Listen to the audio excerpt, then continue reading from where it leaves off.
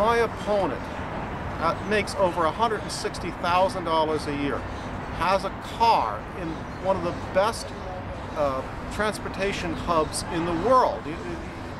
He has 2 chauffeurs, and he has an office with 57 people, and that's a small number compared to the other borough presidencies. The amount of money we spend on these borough presidencies could actually help the budget to the point we wouldn't have to lay off civil service workers. Why should we lay off our people in City Hall? 7,000 people sweeping the streets, child care workers, people who do the little things that make life good in New York City, in the city where there's plenty of buses and plenty of subways.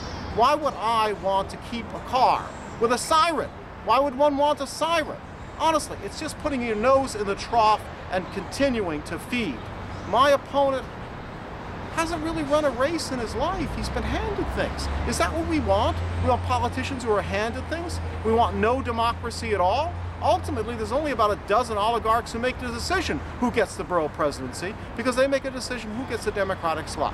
And people are so tired when they vote, or so uninformed, that they just vote down the Democratic line after the mayor.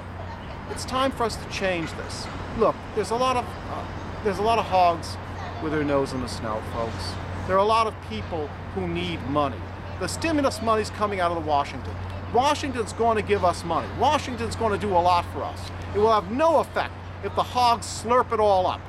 I'm asking you to vote for me, David Casavis. David can save us. And let's get rid of this job. I will be there for you.